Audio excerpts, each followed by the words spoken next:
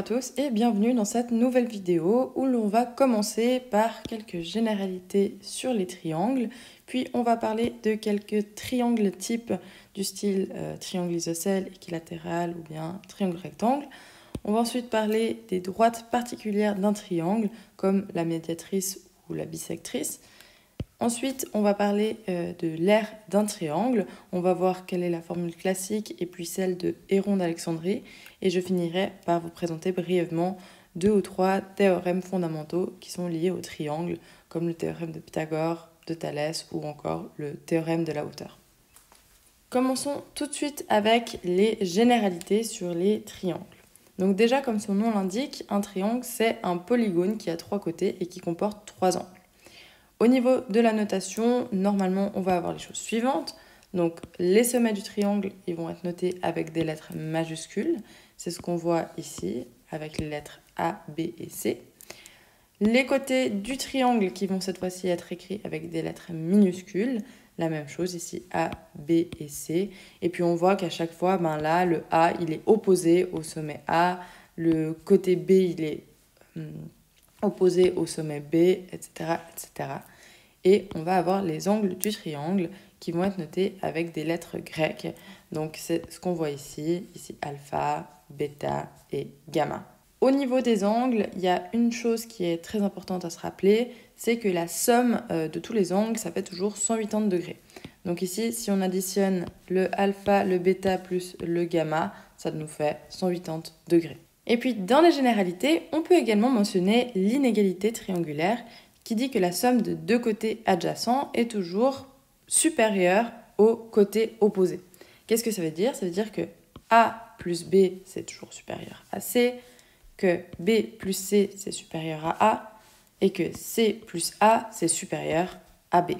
Et cette inégalité, elle se retrouve par exemple dans le fameux problème de probabilité qui dit que vous sectionnez un bout de bois en 2 endroits aléatoirement et on vous demande quelle est la probabilité que vous puissiez faire un triangle avec les 3 morceaux. Donc c'est ce que j'essaie d'illustrer là. Généralement, les gens ils disent c'est toujours possible, mais non. Prenons par exemple cet exemple où j'ai mon bout de bois ici que j'ai sectionné en 2. Alors ça plus ça, c'est supérieur à ça. Ça plus ça, c'est supérieur à ça. Mais ça plus ça, c'est pas supérieur à ça. Ce qui fait que l'inégalité triangulaire n'est pas respectée. Donc, on ne peut pas faire de triangle avec ce bout de bois cassé. Donc, dans ce cas-là particulier, on n'a pas de triangle. Et ce qu'il faut savoir, c'est que ce problème, il est abordé normalement dans les probabilités géométriques.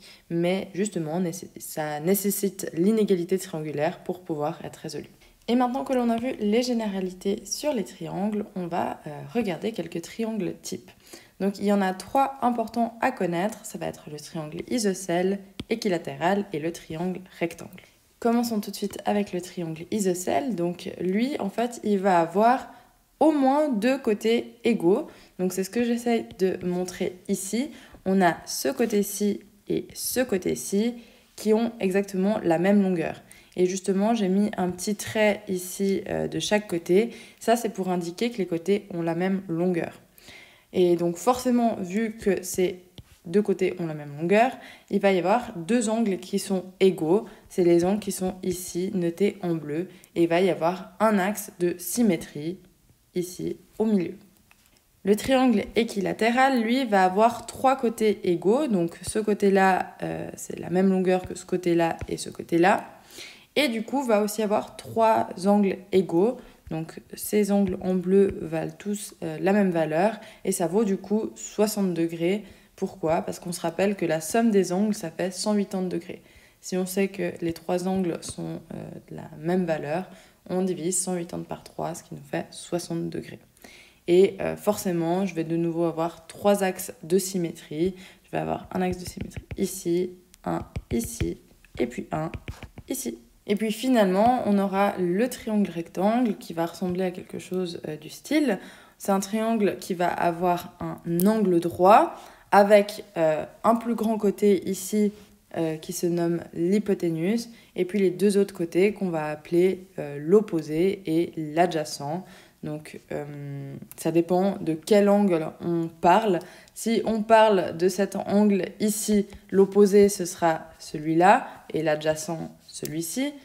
Ou si l'angle se situe ici, ben, l'opposé ce sera celui-ci et l'adjacent celui-ci. Passons maintenant aux droites particulières d'un triangle. Donc il y a 4 droites particulières, la hauteur, la médiane, la médiatrice et la bisectrice. Et le plus simple à se rappeler, ça va être la hauteur. En fait, c'est comme si vous posiez le triangle sur une table et que vous descendiez tout droit du sommet sur la table. Donc c'est ce que j'essaie d'illustrer ici. Ici, je prends le sommet et je descends tout droit. Et ça me donne la hauteur. Pareil pour ce triangle-là, je prends le sommet et je descends tout droit. On a ensuite la bisectrice, donc là c'est tout simple, on va tout simplement couper un angle en 2 parties égales. Et puis peut-être on peut aussi ajouter que l'intersection de toutes les bisectrices, donc si on prend chaque angle du triangle, qu'on les coupe en 2, donc on fait la bisectrice, eh ben ça nous donne le centre du cercle inscrit. Qu'est-ce que le cercle inscrit? C'est tout simplement le cercle qui est tangent à l'intérieur des 3 côtés du triangle. On a ensuite la médiatrice, donc là on va couper un segment en 2 perpendiculairement.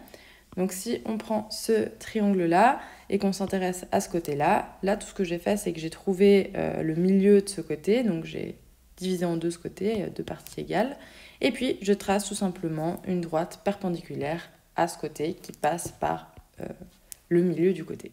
Et puis si l'on prend toutes les médiatrices du triangle, eh bien l'intersection de toutes ces médiatrices, ça va nous donner le centre du cercle circonscrit, c'est-à-dire le cercle qui passe par les 3 sommets du triangle. Et puis finalement, on va avoir la médiane où à partir d'un sommet, on va aller rejoindre le milieu du côté opposé. Passons maintenant au calcul de l'aire d'un triangle. Donc il y a 2 formules. La première, c'est une formule qui va être très connue, qui est la suivante. Ça va être l'aire, c'est égal à la base fois la hauteur divisée par 2. Et ça, c'est particulièrement simple à calculer du coup dans le cas d'un triangle rectangle, vu qu'on a tout de suite la hauteur. Donc on fait tout simplement la base fois la hauteur divisée par 2 et on a notre aire. Et puis je rappelle au passage qu'il ne faut pas confondre aire et surface. La surface étant l'objet et l'aire la mesure de cet objet. Et puis on va avoir une deuxième formule qui est la formule de Héron d'Alexandrie, qui est en fait assez sympa parce qu'elle permet de calculer l'aire uniquement à partir des côtés du triangle. On va prendre tout de suite un exemple pour voir comment ça fonctionne. Imaginons qu'on ait ce triangle-là avec des côtés de 5, 7 et 8. Donc la première chose à faire, c'est de calculer le demi-périmètre S. Donc ça se calcule en additionnant tous les côtés, donc 5 plus 7 plus 8. Et on divise par 2, vu qu'on veut le demi-périmètre. Et ça nous donne 10. Et ensuite, j'ai qu'à remplacer tout ça dans ma formule.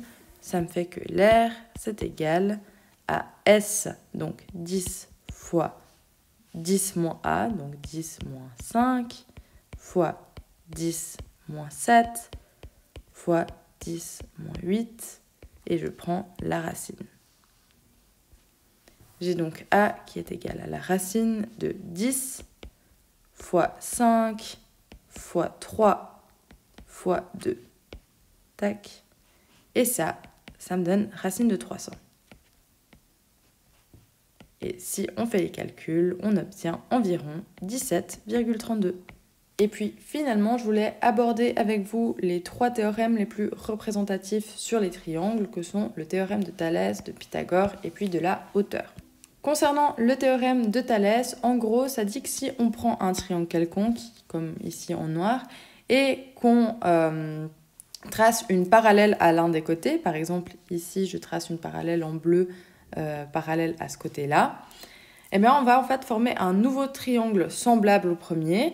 En fait, c'est-à-dire que ça va être le même triangle, mais soit plus grand, soit plus petit. Donc toutes les longueurs du petit triangle sont proportionnelles à celles du grand triangle. Donc là, on voit qu'on a notre triangle de base et on va avoir notre triangle semblable ici qui est proportionnel à ce plus grand triangle. Ensuite, on va avoir le théorème de Pythagore qui s'applique à un triangle rectangle. Donc si on a un triangle rectangle avec l'hypoténuse qui vaut C et puis l'opposé et l'adjacent qui valent A et B, eh bien, qu'est-ce qu'il dit ce théorème? Il dit que A au carré plus B au carré, c'est égal à l'hypoténuse au carré. Et puis ce qu'il faut savoir, c'est que la réciproque est aussi vraie. Donc si on a un triangle tel que A carré plus B carré égale C carré, alors ce triangle est dit rectangle. Et puis je finirai par le théorème de la hauteur dans un triangle rectangle. Donc ici, on va prendre un triangle rectangle, donc qui est rectangle ici, et on va tracer la hauteur depuis l'angle droit. Donc ici, on trace la hauteur. Et puis, qu'est-ce qu'il nous dit ce théorème? Il nous dit que A fois B, c'est égal à la hauteur au carré. Qu'est-ce que A et B? C'est les distances ici qui séparent le côté depuis l'intersection avec la hauteur. Donc A fois B, c'est égal à la hauteur au carré. Donc voilà, cette vidéo sur les triangles est désormais terminée. J'espère qu'elle vous aura plu. Si c'est le cas, je vous invite à liker cette vidéo ainsi qu'à vous abonner à la chaîne. Et moi, je vous dis merci pour votre attention et je vous dis à une prochaine pour une nouvelle vidéo.